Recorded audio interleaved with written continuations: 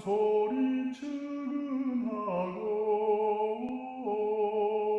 내 발등에 떨어지는 눈물방울 뜨거워라. 눈물에 젖은 내 발 머리카락 모아 닿네. 내 눈 한 번 못 맞추고 내 발에 입 맞추네. 귀한 향유 정성 모아 내 발에 부어주니 이제사 초롱초롱 그 얼굴이 밝아지네. 큰 죄는 보면서도 큰 용서 못 보느냐. 시몬아, 저 눈물에 내 사랑 차오른가. 여자여 용서하나. 평안히 돌아가라. 하나님은 종속에 내내 행복하려무나.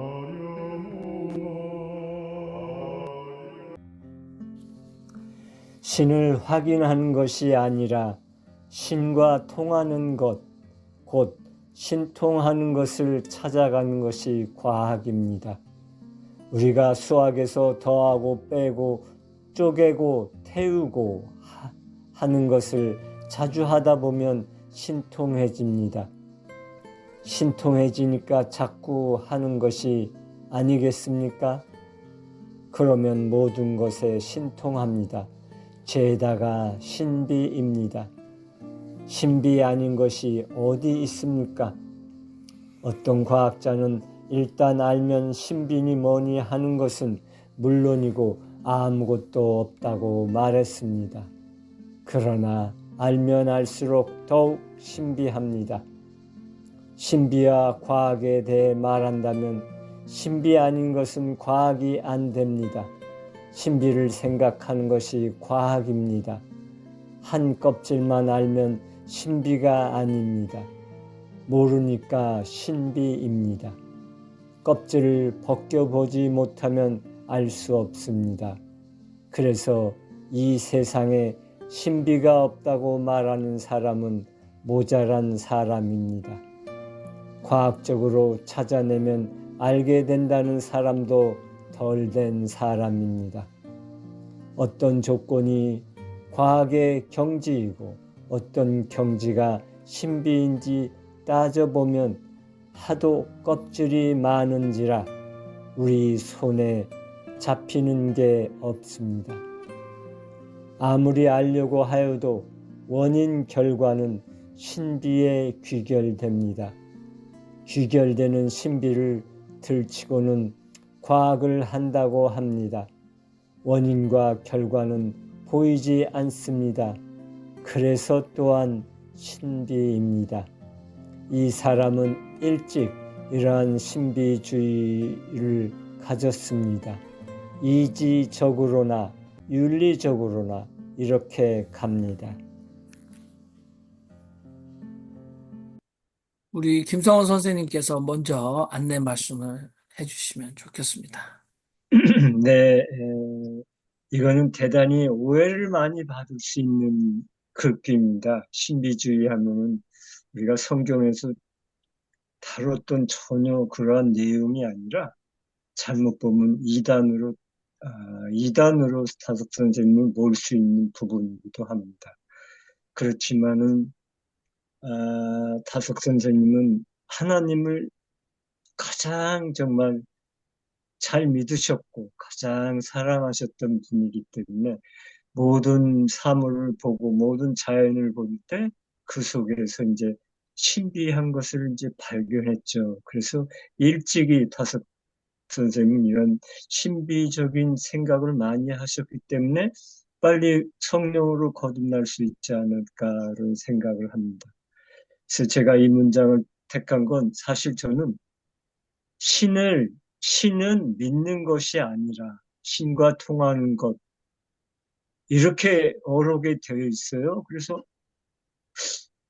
신은 믿는 것이 아니라 신과 통하는 것. 그래서 신은 믿는 것이 아니라, 그런데 다시 보니까 그 믿는 것이 아니라가 아니라 신을 확인하는 것이 아니라 신과 통하는 것. 그러니까 신이라는 것은 우리가 정말 사람들은 뭘 확인해야지 확인하고 믿잖아요. 모든 걸 확인해야지 믿고 그러는데 확인하는 것이 아니라 신과 통하는 것, 곧 신통하는 것이 우리가 하나님을 잘 믿는다는 것이죠. 그래서 과학이라는 것은 우리가 연구하고 어떤 것을 개발하고 그런 것을 과학이라고 하는 것인데 그 연구하고 어떤 걸 발명하는 그 자체가 다 신비의 과정이다는 거예요. 신하고 통해야지 그런 게 연구가 돼서 그런 게 어떤 게 발명이 되는 거지 신하고 통하지 않은 그런 것이 거의 일어나기가 어렵다는 것을 더 강조하시는 것 같습니다. 그래서 타석 선생님 둘째 아들 차상 선생님한테 아버지가 어떤 분인가라고 이렇게 물어봤을 때 아버지는 신비주의자라고 이렇게 단호하게 우리 아버지는 신비주의자예요.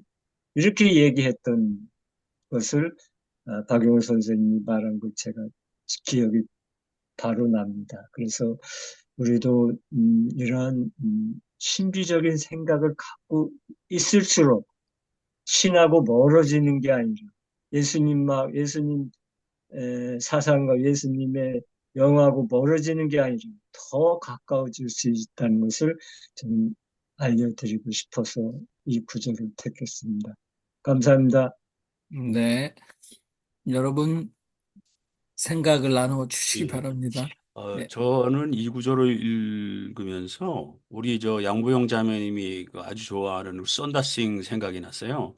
제가 썬다싱을 뭐 고등학교 때 읽어서 뭐 60년 전에 읽어서 잘 생각이 안 나는데 썬다싱이 원래 과학자였잖아요. 그 아닙니까? 뭐 아니에요. 그 신비주의 사람은 일찍원이 만나가지고 아주 세상을 갖다 등지고 산에서 살다가 돌아가셨어요. 근데 돌아가신 거 시체를 또 못 아니 찾으시는데 애초에 그 아니 사람이 과학적으로 접근을 했던 사람이 아니 아니에요? 아니 전혀 공부를 안 했어요. 열 몇 살에 집을 그래요? 쫓겨났어요. 내가 잘못 님 알았나? 믿는다 그래가지고 네. 지성 권사님 마이크 껐어요. 껐어요. 내가 잘못 알았겠네. 난 썬다싱이 아니, 그러면 저긴 누구예요? 스웨덴, 내가 착각을 했나? 그 사람 스웨덴 쪽, 스웨덴 볼이에요. 썬다싱이 스웨덴 볼이, 네. 스웨덴 볼이구나. 예, 스웨덴 볼이가 과학자로서 시작을 했다가 신비주의로, 스웨덴 볼이 착각했습니다. 예. 어, 그것으로. 네, 제가 그러면 가죠. 오늘 다석 선생님이 하신 말씀 중에 신비를 생각하는 것이 과학입니다. 과학에 대한 아주 다석 선생님의 독특한 정의입니다. 특히 다석 선생님 생각하는 것, 네.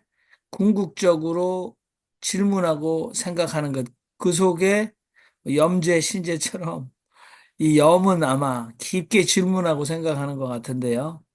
어, 생각하지 않은 백성은 망한다. 아무튼 하나님과 통하는 것, 이것이 생각이라고 다섯 선생님 말씀하신 것 같습니다. 근데 신비를 생각하는 것이 과학이다. 그런데 서양에서는 이미 어, 신학이 인정을 하고 있고 과학적으로도 인정을 해주는데 신학과 신앙의 허니문 시절입니다. 아, 그러니까 특히 뭐 우리가 케이오스 티어리 그래서 깊으면 깊어질수록 신앙과 그 과학이 서로 영향력을 주고받고 있습니다. 어, 그 통찰도 주고받으면서 그래서 어, 거기에 뭐 상극이나 상치되는 갈등이 표면화되지 않습니다. 많은 신학자들도 이제는 과학의 언어로 신존재 증명의 경외를 표현하고 있고 과학자들도 마찬가지예요. 근데 유독 한국에서만 아직도 뭐 창조론, 진화론 이렇게 하면서 아주 초기적 생각을 가지고 그 신앙과 아, 대결하려고 합니다. 보면 굉장히 안타까움을 금할 수가 없고 그래서 자꾸 취사 선택하게 하고 특별히 이번에 뭐 한국에서 일어난 이 노벨 문학상에도 어떤 분은 그 소설이 성경적 세계관이 아니다. 뭐 이런 얘기를 본인의 머리로 판단을 한 것 같아요. 근데 이런 것들도 정말 계속해서 세상과 아, 그 자신을 스스로 거룩하게 분리하고 성경적 세계관, 성경적 과학관 이런 것들로 절대 우위를 스스로 만든 절대 우위를 놓지 않으려는 현실이 굉장히 너무나 미숙하지 않은가. 네. 동성의 문제도 성소수자 문제도 결국은 그렇습니다. 이 생물학적으로 그 유전자 염색체가 우리가 바이올로지컬 섹스 생물학적인 그 염색제로 하는 것이 얼마나 예외적 경우를 보지 못하는 맹신인가. 그래서 우리가 염색체를 가지고 굉장히 그걸 가지고 따져대는데 호르몬으로 가지고 우리 바디와 아, 오리엔테이션을 얘기하면 정말 다양한 예, 가능성이 있음에도 불구하고 우리는 그냥 XY 염색체로 결론을 내버리는 그것도 여전히 아주 그것으로 혐오와 차별까지 나가는 현실. 그래서 조급할 수는 없습니다만 아주 지혜로운데 우리가 이 부분에 대해서도 좀 네, 세계 시민의 서로 널리 통하는 상식으로 좀 왔으면 얼마나 좋을까 하는 그런 생각이 깊게 듭니다. 이상입니다. 우리 김성봉 그, 목사님, 네, 네, 그, 아, 오늘도 아침에 이제 인터넷으로 예배를 참석하는데 사도신경을 외우면서 동정녀 마리아에게서 나셨다. 그거를 어떻게 하냐. 이거 신비의 영역이다. 이제 그렇게 해서 신비는 신비스러운 걸로 그냥 놔두고 또 과학에서 뭐 정자와 난자가 만나서 생명이 잉태되는 그래서 이렇게 태어나는 아이 그럼 우리 똑같은 아이 인간이고 그거는 과학의 영역이고 그래서 과학의 영역이 아닌 것들을 종교적으로 받아들여야 되는 것들 그것은 이제 신비의 영역으로 이렇게 배치해서 우리의 그 사고를 혼란스럽지 않게 하려고 어, 해왔던 것 같습니다. 신비의 영역, 어, 그 신비의 영역을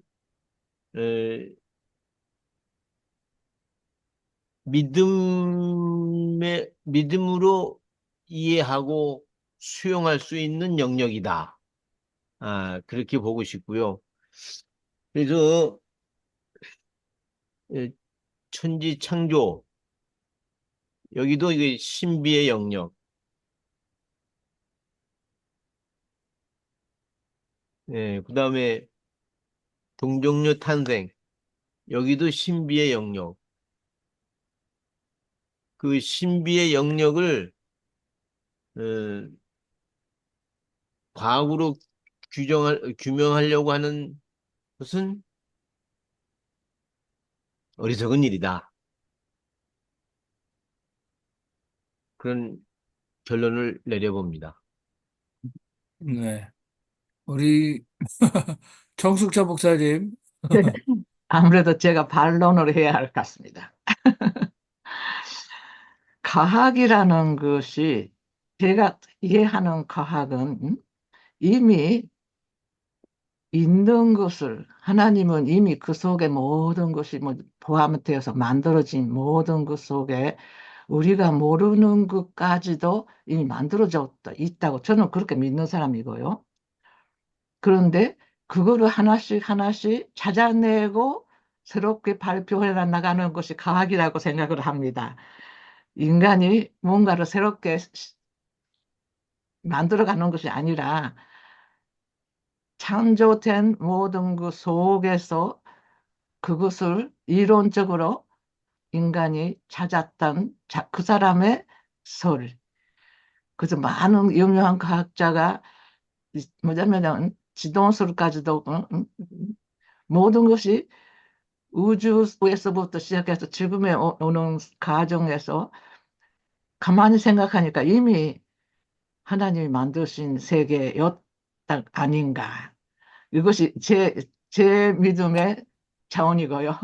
네, 그렇게 생각을 하면은 영지주의라 하는 것을 그냥 완전히 제시하고 그 사람들을 그냥 그 보르내렸던 그 시대에 그거는 굉장한 큰 이 초기 교회의 실수였던 거 아닌가 그런 생각이 듭니다. 왜 그러냐면은 그런 식으로 과학과 신비, 영 이것을 하나로 묶을 수 있는 그 해석을 할 경우에는요, 영지주의는 완전히 있었던 진심으로 그분들의 여성들의 마음속에 생긴 하나님을 알아내는 경험이었다. 저는 이것이 모두가 다 인정될 세계가 오는 것이 하나님의 나라가 아닌가 이런 생각을 합니다. 네, 감사합니다. 여러분, 마이크를 키시면 좋겠는데 깊게 네. 너무 생각하시는 것 같아요. 우리 본문이 먼저 미리 주어졌기 때문에 고민은 여기 나오시기 전에 충분히 하셔야 됩니다. 해요. 네, 저기 우리 저도 신통하다 그래서 굉장히 저도 거기서 너무 좋았어요. 신통하다 하는 게 옛날 조그만 애들이 뭐 잘하면 신통하다 그랬는데 신과 통하는 게 신통하다 그래서 거기서 또 감명을 받았는데요. 그 썬다싱이 얘기한 게 있어요. 그 저기 우리 죄가 그게 없어지려면은 그 석탄을 보면 안다. 석탄이 까맣잖아요. 근데 아무리 씻어도 안 없어. 물로 씻어도 절대 안 없어지고 불이 타야지만 그게 하얘지잖아요, 석탄이. 그러니까 우리가 성령을 받지 않으면은 절대로 우리는 죄가 없어질 수가 없다. 그래서 하나님을 만난 사람만이 죄가 없지, 죄는 없어질 수가 없다. 그렇게 비유를 또 하셨고요. 또 하나는 바닷속에 물이, 소금이 3%가 모든 물을 짜게 하잖아요. 그러니까 착한 사람 몇 명만 있으면은 전대의 그 사회를 깨끗하게 만들 수가 있다고 또 하는데 성경에도 그랬잖아요. 니네가 착한 사람이 없어서 이 도시를 멸망하겠다. 그러니까 착한 사람 몇 명이 커다란 다수를 갖다 구원할 수 있다고 그러는데요. 우리가 그 썬다시 얘기한 거는 안 보이는 세계가 보이는 세계를 지배한다. 그러니까 이 보이는 세계가 우리가 하나 더하기 하나가 둘이 된 게 아니고 무슨 커다란 힘이 그게 신비죠. 신비로 우리가 세상을 절약한 그 세상을 갖다가 지배한다. 그렇게 말씀하셨어요.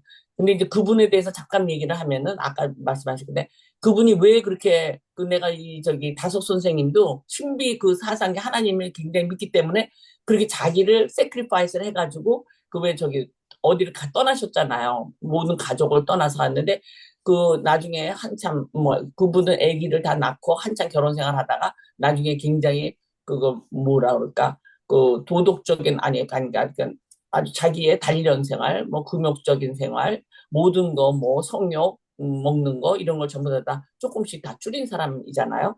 그랬는데 이 썬다 씨는 아예 그 학교 다닐 때 굉장한 똑똑한 학생이었는데 귀족집 아들이었는데 성경은 막 신두교를 믿고 그러니까 막 하나님이 없다 그러면서 성경책을 다 찢어버렸어요. 성경책을 찢은 날 그날 예수님이 나타나신 거예요. 네가 왜 나를 핍박하느냐. 그래갖고 그 사람이 나는 이제 오늘부터 예수를 믿겠다 그랬더니 그 아버지가 너는 내 아들인데 그렇게 할 수 없다. 이 집에서는 예수를 절대 믿을 수 없다. 나가라. 근데 이 사람이 어떻게 나가냐면 옷을 다 벗고 나가라 그래갖고 이 옷도 다 내가 사준 거니까 빨개 벗겨갖고 집에서 쫓겨납니다. 그랬는데 그런 생활을 갖다가 그때가 한 10살 정도 요럴 나이인데 근데 그 아버지는 얘가 다 쫓겨났으니까 집에 들어오겠지 했겠죠. 근데 이 사람이 집에 안 들어갔어요. 내가 하나님이 나를 살리실 거라. 그래갖고 뭐 산속에서 생활하셨는데 전혀 이분은 집에서 생활을 안 하셨어요. 다른 따뜻한 집에서 앉고 자연 속에서 사신 분인데 아주 깨달음이 엄청 많아갖고 그 나중에 보면은 굉장히 그 신비한 체험을 많이 하셨어요. 그런 건데 하고 그래서 저도 신통하다, 신비하다. 그래서 신통이 애들이 막 하게 신통한 게 아니라 하나님과 통하는 사람이 신통하다 해서 너무 감명받았습니다. 감사합니다. 네, 아주 좋습니다. 자, 우리 홍동률 교수님. 네, 저는 이 말씀 오늘 읽어주신 오늘 본문이 사실 솔직히 고백하면 정확하게 이해를 아직 못하고 있어요. 몇 번 읽어보고 또 읽어봐도, 무슨 말씀인가. 그래서 사실은, 김성원 선생님이, 이 구절을 좀 더 살을 붙여서 이 다석 선생님이, 의 사상, 신비의 개념, 저는 그런 생각이 들거든요. 우리가 통상생활 과학과 대비되는 영역으로서의 신비, 과학으로서 아직 분석되거나 확인해내지 못한 그 영역을 신비라고 하는 것이 아니고, 우리는 통상 이제 그 통상적인 신비의 개념이고, 과학과 이렇게 묶어가지고 이해를 하고 있는데, 오늘 본문의 어떤 구절을 보면 모든 게 다 신비다. 과학을 통해서 설령 좀 안 것처럼 생각돼도 그것이 다 아는 게 아니다. 아무리 알려고 해도 원인 결과는 신비에 귀결된다. 원인과 결과는 보이지 않는다. 그래서 또 신비다. 신비를 생각하는 것이 과학이다. 알면 알수록 신비다. 죄다가 신비다.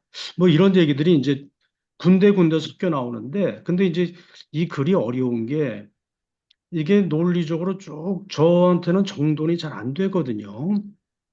우리가 쓰는 용어랑 좀 다른 의미로 쓰는 것 같기도 하고, 단어는 같지만 의미는 다른 것으로 쓰는 것 같기도 하고, 어쨌든 결론은 본인을 가리켜서 나는 신비주의를 가졌다라고 말씀하시는데, 어, 이게 그래서 어쨌든 우리가 통상적으로 과학과 대비되는 신비의 개념으로 해석하면 다석 선생을 오독하는 것이 아닐까 이런 생각이 자꾸만 들어서 잘 자신이 없어요. 그래서 이 부분은 김성원 선생님이 조금 더 보충해 주실 부분이 없으실까 이런 생각도 드는데 아이, 아까 네. 거기에 대해서 윤정현 신부님 한번 말씀해 주셨으면 좋겠습니다.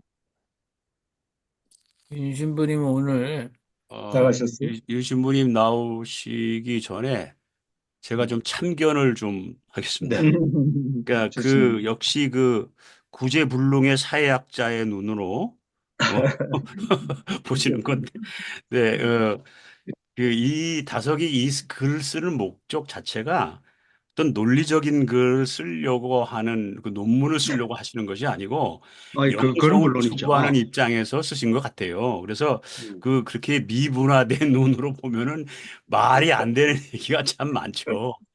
이분 글 목적 쉽게 얘기해서 설교문이거든.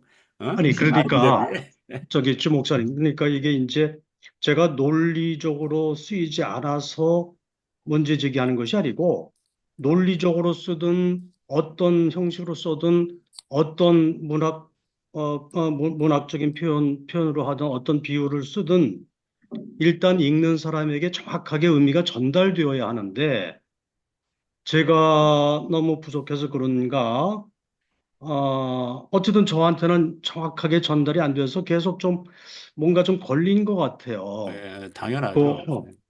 당연해요. 예. 아니, 저도 그래요. 그래서 자꾸 이해해 보려고 노력을 하는 거죠. 우리 홍동률 교수님 그런데 저는 에베소서에 바울이 그 무스테리온 투 테우 그래서 그게 이제 헬라어로 미스트리 오브 갓이라고 그래서 하나님의 신비다. 그래서 바울도 이제 물론 뭐 어센틱 세븐에서 에베소서 제외됩니다만은 예, 바울계 저자도 이게 사실은 에베소서 그러면 이신칭의가 나온 굉장히 중요한 기독교인들이 금쪽같이 여기는 아, 성경인데도 거기에 그 1장에 굉장히 깊게 그 부분을 인정하고 있거든요. 미스테리 오브 갓. 이제 그건 불가지로는 아닌 것 같아요. 근데 그 언어를 그러니까 그런 특히 서양에서도 그 경건주의 또는 신비주의 전통 우리가 오강남 교수도 굉장히 많이 인정하고 있는데 우리가 너무 교회 안에서 저는 너무 목사들이 가볍게 정치, 경제, 문화, 뭐 성경도 오독하고 있으면서도 정치, 경제, 사회, 문화, 뭐 우주까지 전부 다 자기가 정답을 다 알고 있어요. 너무나 확신을 가지고 너무나 쉽게 쪼개고 쪼개서 막 그 원리들을 뭐 6천 년의 지구 역사, 세대주의적, 뭐 무천년설, 뭐 전천년설, 후천년설 너무나 잘하는 거 아닌가. 그래서 어떨 때는 질식할 것 같아요. 자기들이 그렇게 아주 소학을 했지 않습니까? 아주 극한 부분, 겨우 성경 해석이라는 게 한글 깨우치면 읽을 수 있는 초등학교 성경 읽기를 하고 있으면서도 저는 이게 제가 좀 흥분하고 있는데 너무 그 사람들은 너무 확신해요. 너무 논리적이에요. 자기들이 너무 자기 원리에 충실해서 조금 더 우리는 알지 못합니다라는 겸손한 부분을 안 두죠. 철저해서 그게 너무 기분 나쁘다. 저는 우리 권혁태 선생님으로 넘어가겠습니다. 예. 근데 다석 선생님은요, 너무 좋은 해법을 말씀을 하고 계세요. 이분이 굉장히 우리한테 참 좋은 거를 주시는 것은 보완적인 생각을 우리한테 주시고 공동체적인 생각을 이렇게 말씀하시는 거예요. 뭐냐면 저번 주에도 증자 이야기를 하시면서 동양의 공자나 증자나 주역이나 이것이 성경하고 다르지 않다는 거예요. 보완적이라는 거잖아요. 그 성경도 마찬가지로 우리가 이제 제일 중요하게 생각해야 되는 것이 보완적인 사고, 보완적인 존재, 공동체적인 존재, 신앙의 세계가요. 그래서 불량품, 불완전한 인간이 신통한 인간으로, 신기한 인간으로 바뀌어져 갈 수 있다. 이것이 성경 전체의 파노라마거든요. 그런데 왜 우리가 이해를 못하니? 우리는 부분적이고 아주 작은 것을 보고 있으니까 완전한 것이 계시되고 보이지 않는 것이 우리에게 나타날 때까지는 그거를 모를 뿐이죠. 그래서 이제 우리가 수학적으로 말한다면 우리가 미분적으로 접근하지 말고 적분적으로 접근을 하고 과학이나 신앙이나 육적인 거나 영적인 것을 분리해서 생각을 하지 말고 이것을 보완적으로 공동체적으로 합쳐서 생각을 한다면은 우리의 많은 갈등이 저절로 해결될 것으로 보입니다. 그런 면에서 오늘 다석 선생님 그랬잖아요.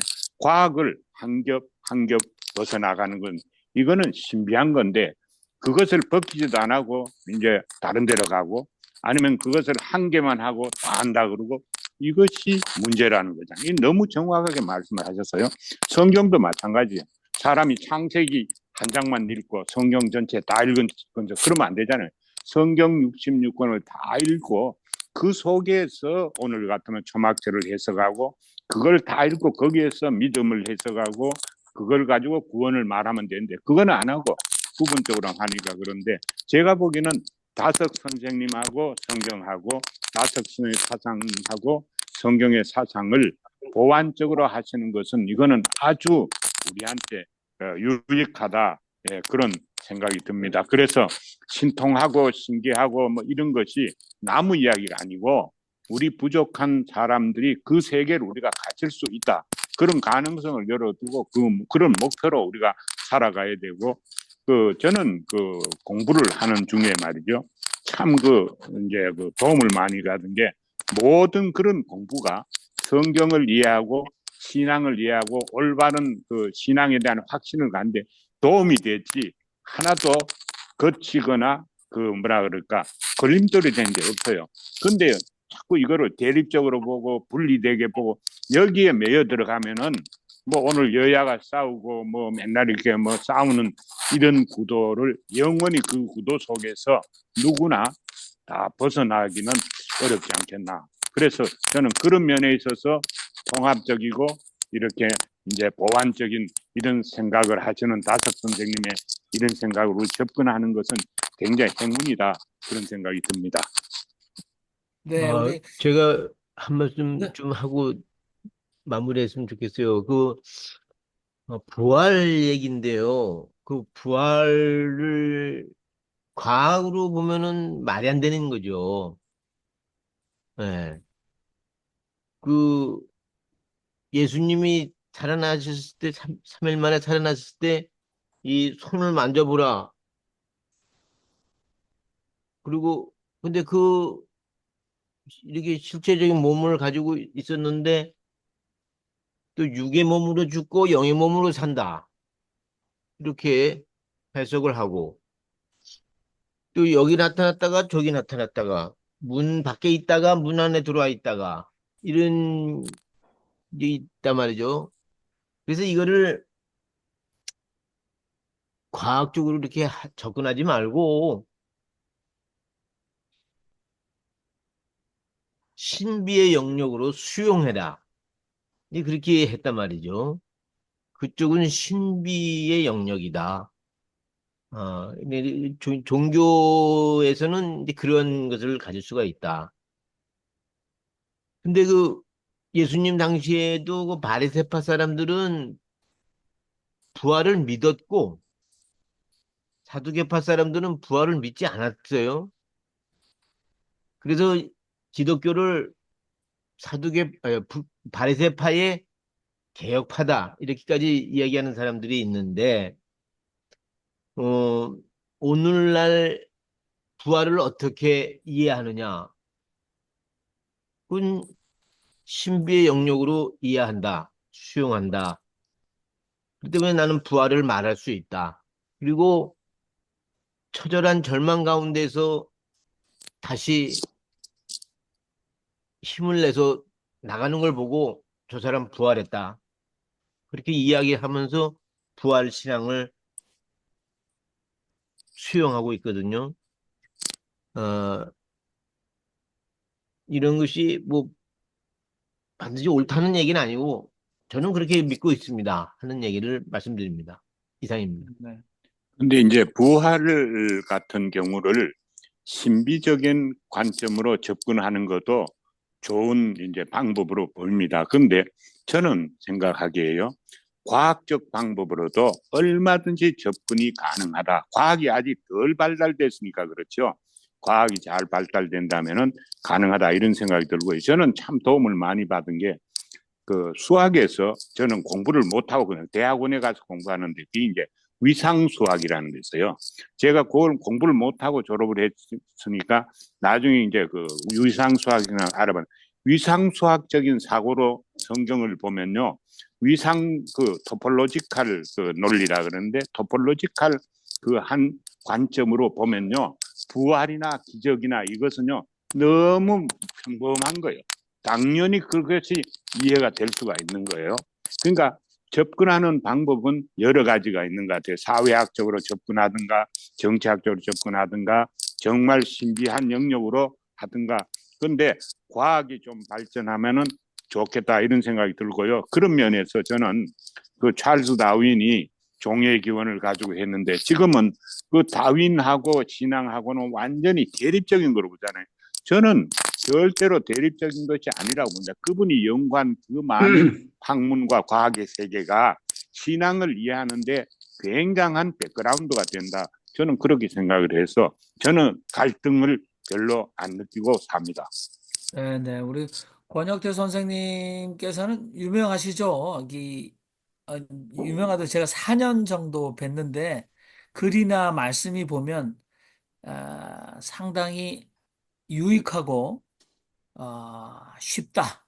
이렇게 말씀을 계속해 오셨어요. 그래서 어르신이고 또 저는 사실 미분적, 적분적 이게 사실 수학이 안 되고 산수도 잘 안 되기 때문에 사실은 이해하기 어려운 말씀이지만 그렇다고 제가 감히 여쭈지는 않아요. 여기서 적분적 신앙이나 적분적 관점이나 미분적 관점의 차이를 얘기해 주세요. 제가 수준이 있어야지 알아듣는데 그렇지만 우리 권혁대 선생님은 모든 것이 유익하고 아주 쉽다 이렇게 말씀하시는데 또 한편으로는 공존할 수 있는 우리 홍덕률 교수님 우리 여기 안 계시지만 그 곽영관 선생님 안 계세요 여기에. 근데 곽영관 선생님 무도사 무엇이든지 도와주는 사람. 그래서 한국에서 자격증 획득 개수로 보면 아마 이분이 천재적인 분이죠. 지금도 끊임없이 자격증을 가지신 분인데 그분이 이 아둘람에 나타나셔서 하는 말씀이 신앙은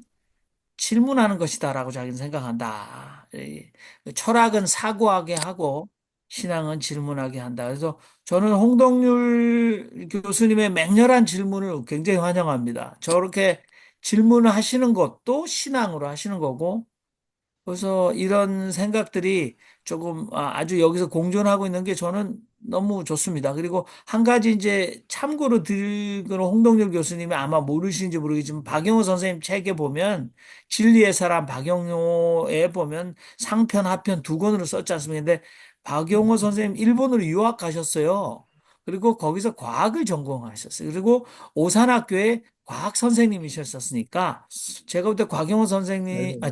저기 우리 다석 다섯 선생님께서 선생님, 제가 볼 때는 과학적, 과학의 문외한 아니실 것 같다라는 생각. 저보다 오, 훨씬 더 지구과학이나 이 우주에 대해서 훨씬 더 해박하셨을 거다라는 생각을 감히 해봅니다. 자, 생각 아, 따라잡기 힘들겠습니다만, 제가, 이렇게, 예, 네, 제가 우리, 잠깐만, 네, 예, 우리 홍 교수님한테 오늘 제가 부탁드리고 싶은 것은 오늘 이제 신비주의에 대해서 이제 처음 다섯 선생님이 이런 얘기 했다는 건 이제 처음 들으셨잖아요. 처음 들어서 이거 몇 번 읽어서 다 아실 정도면 지금 수준이 다섯 선생님 수준하고 같이 가는 거니까요. 위로를 삼으시고 일단 우리가 에크하르트의 신비주의를 한번 또 읽어보세요. 그리고 신비주의 책에 관련된 요즘 챗GPT에서 신비주의 한번 치시면은 쭉 나올 겁니다. 거기에서 신비주의가 어떤 개념인가. 원래는 신비주의는 이슬람에서 더 먼저 시작됐습니다. 이슬람의 신비주의가 번성해서 그것이 신비주의가 유럽으로 가서 에크하르트가 가장 영향을 많이 받았죠. 이분 아랍이라는 수피즘의 대가입니다. 그 사람의 영향을 받지 않는 유럽인이 없어요. 그러니까 유럽이 더 우수한 게 아니라 사실 이슬람의 그 수피들이 신비주의가 더 우수했고, 그러니까 다섯 선생님은 그런 이제 이슬람의 수피에 대해서 말씀을 안 하셨지만은 우리가 성경을 읽는 근극적인 목적이 뭡니까? 이제 사람마다 조금씩 구원을 받기 위해서. 성령으로 거듭나기 위해서 여러 가지가 있지만은 궁극적으로는 저는 이렇게 생각해요. 우리가 신하고 통하고 싶은 거예요. 성경을 읽어야지 우리가 하나님하고 통하는 그 길을 찾을 수 있지. 불경 읽고 유교 경전 읽어서는 다르잖아요. 그래서 성경은 다석 선생님이 얘기하셨듯이 우리가 성경을 읽는 것은 하나님 아들에 이르기 위해서 읽어야지 그냥 거기서 뭘 많이 알고 이렇게 읽지 말라는 게 벌써 그 접근 방법이 완전히 틀리잖아요.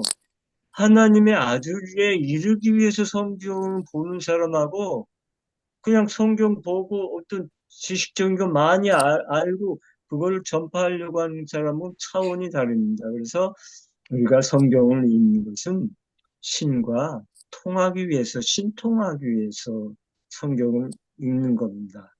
그래서 우리 인생은 신이 되는 길이라는 시를 다섯 선생님은 쓰셨습니다. 이 정도로 네, 말씀드리겠습니다. 우리 네, 고맙습니다. 양보영 선생님 하실 말씀 있으신가 봐요. 신과 과학이, 아니, 과학과 수학은 신과 통해야지만 발전이 돼요. 왜 그러냐면 생각과 마음을 주시는 분이 하나님이시기 때문에. 그래서 우리가 그 과학도 크리에이처 아니에요. 수학도 크리에이처고. 그렇기 때문에 다른 과목들은 다 역사에 일어난 거예요. 다 본뜬 거고 외우는 거예요. 지리나 역사나 다 옛날에 일어났던 걸 그대로 연구하는 건데 과학과 수학은 크리에이처가 없으면 발전이 안 되고 유명한 사람이 안 돼요. 그리고 그 우리가 전화 만든 거 스티브 잡스나 뭐 이런 사람들도 하나님이 그 생각을 주셨기 때문에 그 사람이 유명한 사람이 나온 거잖아요. 그게 바로 신비죠. 그리고 또 남녀 간에 사랑하는 거 보면 알죠? 저 사람이 내가 사랑할 건 아무것도 안 갖는데 괜히 끌리는 거. 그래서 다 뭐가 콩깍지가 꼈다 그러잖아요. 나중에 다 실패하더라도 하여튼 처음에 미쳐갖고 사랑할 때 보면은 사랑하는 마음을 주시는 것도 하나님이에요. 왜 콩깍지가 낀 거? 이게 다 신비예요. 왜 저 사람을 사랑할까? 그 하고 많은 사람 중에서.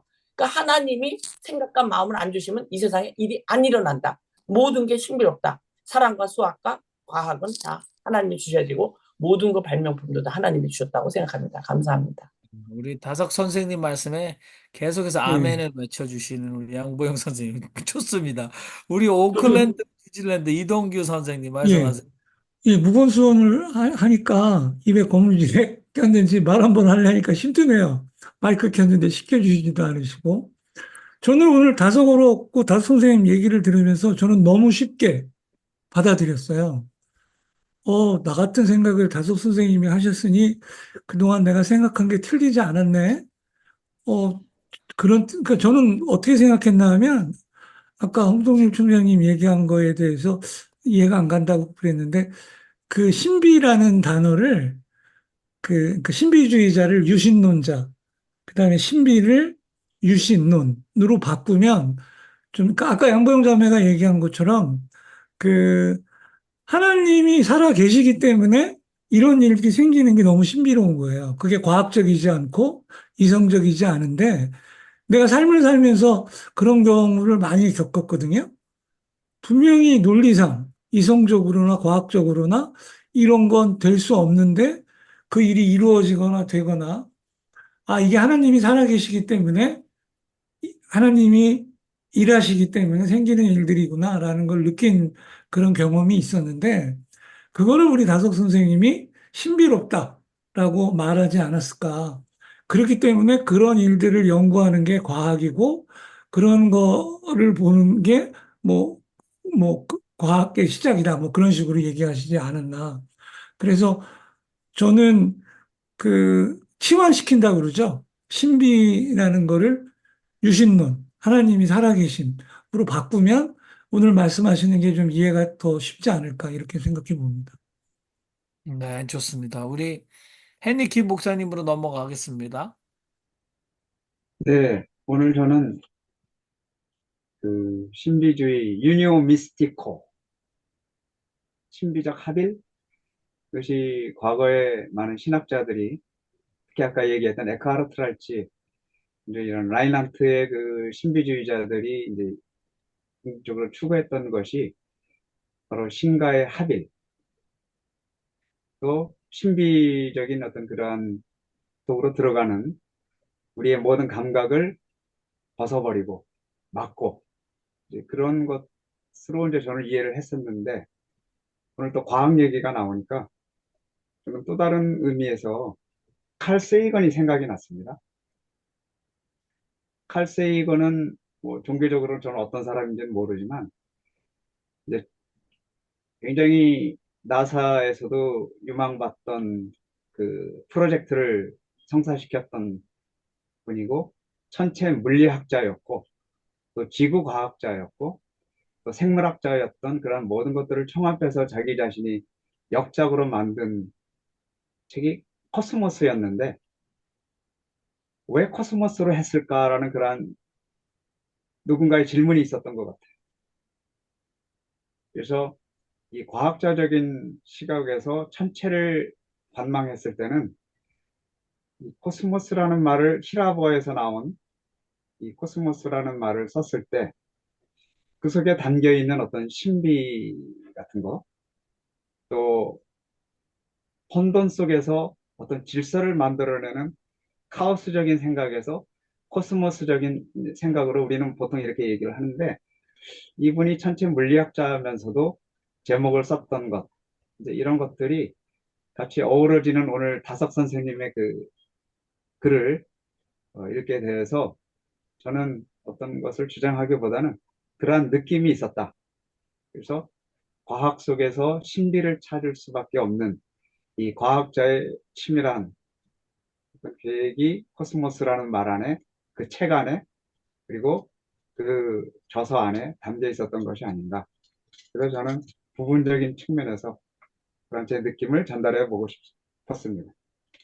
네, 감사합니다. 우리 서백진 장로님이랑 최요한 형제님 말씀해 주세요. 그리고 마무리할까요? 예, 최요한 형제님 오늘은 말씀 안 하시려고 하겠다고 했기 때문에. 근데, 아니요, 저기 말씀드릴게요. 아, 키보드가 고장나서 아무것도 못하고 있었습니다. 방금 고쳤습니다. 칼 세이건 선생은 무신론자입니다. 근데 말하고 행동하고 이런 거 보면 무신론자 같지가 않아요. 근데 제가 곰곰이 생각해 보니까 내가 신을 믿는다, 신을 믿지 않는다라는 규정부터 시작해서 내가 세상에 존재한다, 라는 이 자체가 신비이기 때문에 좀 스스로 무신론자라고 말한다고 해서 무신론이 된다라고 생각하지는 않습니다. 신비라고 한다면은 저도 할 말이 무지하게 많습니다. 어, 그, 지금 제가 존재해서 여러분 만나서 이렇게 이야기할 수 있는 것도 아버지 어머니가 생존하셔서 저한테 이렇게 생명의 씨를 주신 거 아닙니까? 근데 제가 생존할 수 있는 여건이 안 됐는데 지금까지 생존했어요.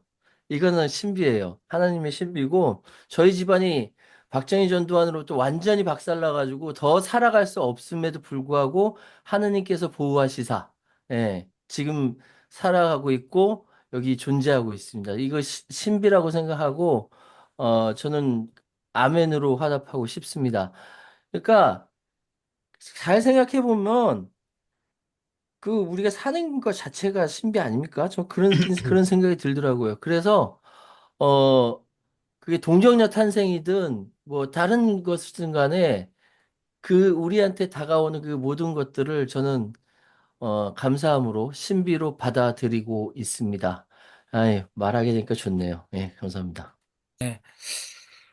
네, 오늘도 치열하게 다석 선생님 말씀에 아주 치열할까요? 네, 그런 토론이 있어서 좋았습니다. 그러나 다석 선생님의 향한 우리 정숙자 목사님 말씀하시겠어요? 아니, 기도 준비합니다. 네네네. 다석 선생님을 향한 우리의 뜨거운 관심과 응원을 계속해서 가지고 가면서 다 어떻게 이해하겠는가. 이 시간은 여러분 한마디씩 돌아가면서 기도하는데, 기도 끝에는 아멘으로 여러분의 각자의 기도를 마감하시면 되겠습니다. 기도하겠습니다. 살아계신 하나님, 전쟁의 소문이 일어나는 한반도를 불쌍히 여기시고, 그 속에 북녘이나 남녘에 살아가는 당신의 사랑하는 친백성들 하나님이 보호하시고 붙들어 주시옵소서. 아멘. 아버지 하나님, 알 수 없는 길을 한 걸음씩 걸어가게 하심을 감사를 드립니다. 아멘. 하나님, 한반도의 평화와 정의가 함께 하기를. 아멘.